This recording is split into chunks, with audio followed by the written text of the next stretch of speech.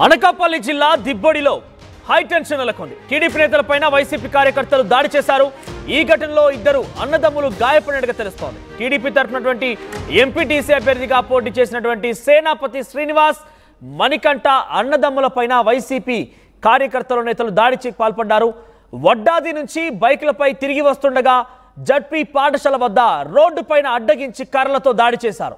అనకాపల్లి జిల్లా ఆసుపత్రిలో మణికంఠ శ్రీనివాసులు ప్రస్తుతం తన ఇద్దరు కొడుకులను చంపేస్తామని బెదిరిస్తున్నారని పోలీసులకు ఫిర్యాదు చేశారు తల్లి లక్ష్మి. సో ప్రజెంట్ వైసీపీ కార్యకర్తలు టీడీపీ నాయకులపైన దాడికి పాల్పడ్డారు. ఎంపీటీసీగా పోటీ చేసినటువంటి శ్రీనివాసులు తన తమ్ముడు మణికంఠ పైన విచక్షణరహితంగా దాడి చేశారు.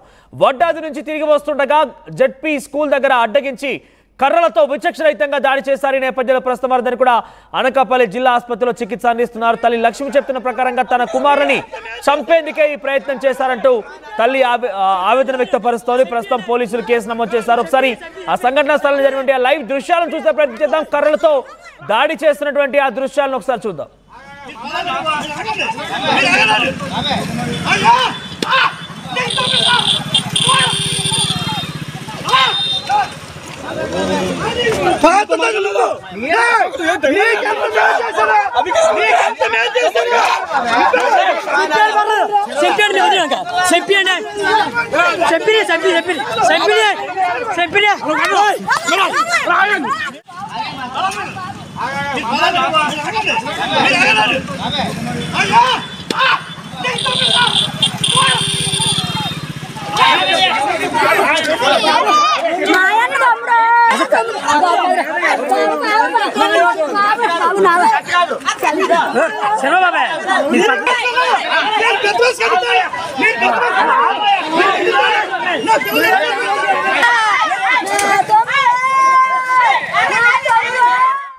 అనకాపల్లి జిల్లా దిబ్బడిలో ఈ హైటెన్షన్ నెలకొంది. టీడీపీ నేతలపైన వైసీపీ కార్యకర్తలు దాడికి పాల్పడ్డారు. ఘటనలో సుమారుగా ఇద్దరు అన్నదమ్ములు గాయాల పాలయ్యే ప్రస్తుతం ఇద్దరికి కూడా అనకాపల్లి జిల్లా ఆసుపత్రిలో చికిత్స అందిస్తున్నారు.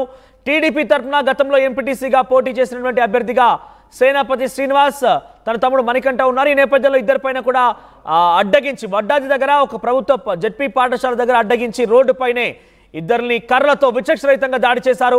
సో ప్రస్తుతం ఇద్దరు కూడా ఆసుపత్రిలో చికిత్స తీసుకుంటున్నారు. ఈ నేపథ్యంలో తన కుమారుని చంపేందుకే ఈ రకమైన ప్రయత్నం చేస్తున్నారంటూ కూడా తల్లి లక్ష్మి ఆవేదన వ్యక్తం చేస్తూ పోలీసులకు ఫిర్యాదు చేసింది.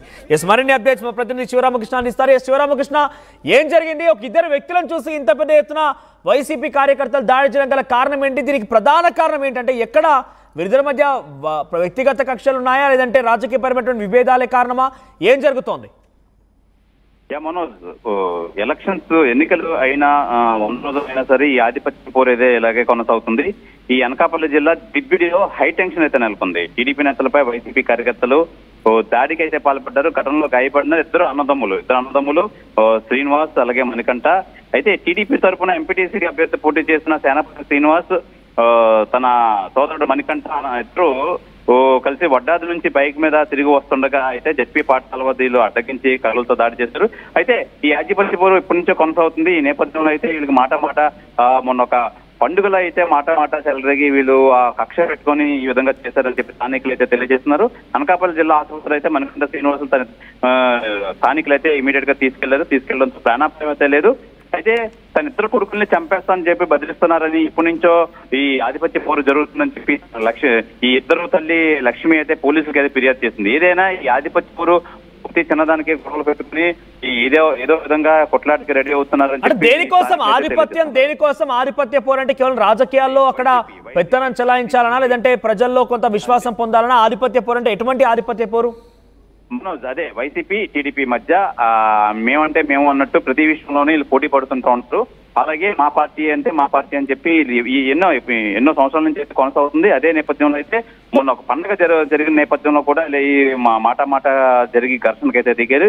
ఈ నేపథ్యంలో వీళ్ళు కక్ష పెట్టుకొని ఇలా చేశారని చెప్పి సాక్షులు అయితే తెలియజేస్తున్నారు. ఏదేమైనా ఈ తల్లి అయితే నా కొడుకులకి చంపేస్తామని చెప్పి బెదిరిస్తున్నారు ఎప్పటి నుంచో. అలాగే ఈ నేపథ్యంలోనే ఈ దాడి అయితే జరిగిందని చెప్పి తన తల్లి అయితే లక్ష్మి ఎవరైతే ఉన్నారో లక్ష్మి అయితే పోలీసులకు ఫిర్యాదు చేయడం జరిగింది. మనోజ్, రైట్, ప్రెసెంట్ వారి పరిస్థితి ఎట్లా ఉంది? దీనిపైన అటు నియోజకవర్గ ఎమ్మెల్యే కానివ్వండి, ఎంపీ కానివ్వండి, ఎవరైనా స్పందించారా? అంటే టీడీపీ కార్యకర్తలు ఇందులో గాయపడ్డారు కాబట్టి. అదే మొత్తానికి వీళ్ళు అనకాపల్లి ఏరియా హాస్పిటల్ తరలించారు. ప్రస్తుతానికి అయితే వీళ్ళకి గాయాలు అయితే ప్రాణాపాయం అయితే ఏం లేదు. అయితే మొత్తానికి దీనికి సంబంధించి మొత్తం నాయకులు అంతా వచ్చి పరామర్శిస్తారు. ఏదేమైనా ఇది అధినాయకుడు దృష్టికి తీసుకెళ్తాము. ఈ నేపథ్యంలో వారి మీద యాక్షన్ తీసుకోవాలని చెప్పి ఈ స్థానిక దాడి చేసిన వారిపైన ఎటువంటి చర్యలు తీసుకోబోతున్నారు? అరెస్ట్ చేశారా? ప్రస్తుతం పోలీసు అదుపులో ఉన్నారు వారు.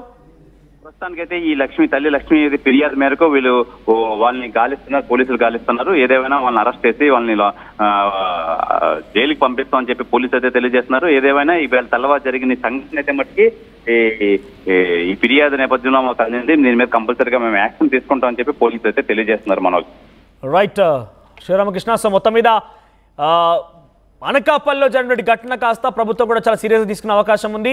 వైసీపీ కార్యకర్తలు ఆధిపత్యం కోసం టీడీపీ నాయకుడైనటువంటి మణికంఠ శ్రీనివాసులపైన దాడి చేయడం, విచక్షణరహితంగా కర్రలతో దాడి చేయడం చూసిన తర్వాత ఏ రకంగా పోలీసులు రియాక్ట్ అవుతారు? తల్లి లక్ష్మి ఇచ్చిన ఫిర్యాదు మేరకు మాత్రం చూడాల్సిన అవసరం అయితే ఉంది. ఆధిపత్య పోరు కోసం మాత్రమే ఈ ఘటన జరిగినట్టుగా తెలుస్తోంది. ఏదేమైనా కూడా పరస్పరంగా కార్యకర్తలు దాడి చేసుకోవడంలో ఎటువంటి ఉపయోగం లేదు. నాయకుల మాటకు రెచ్చిపోయి పరస్పరంగా ఆధిపత్యం కోసం కార్యకర్తలు దాడి చేసుకోవడంతో సామాన్య జనంతో పాటుగా కార్యకర్తలు ఇబ్బంది పడతారు. కానీ వారికి ఒరిగేది అంటే ఏమి లేదు. సో రాజకీయంగా ఎదుర్కోవాలి, కానీ ఇటువంటి దాడులకు పాల్పడకూడదని పలుమార్లు ఎవరు హెచ్చరించినా, ఎన్ని రకాలుగా మాట్లాడినా కూడా ఇంకా పద్ధతి మారలేదు. ఏపీలో ఇంకా కూడా ఇటువంటి ఘటనలు తారాస్థాయి చేరుతూనే ఉన్నాయి.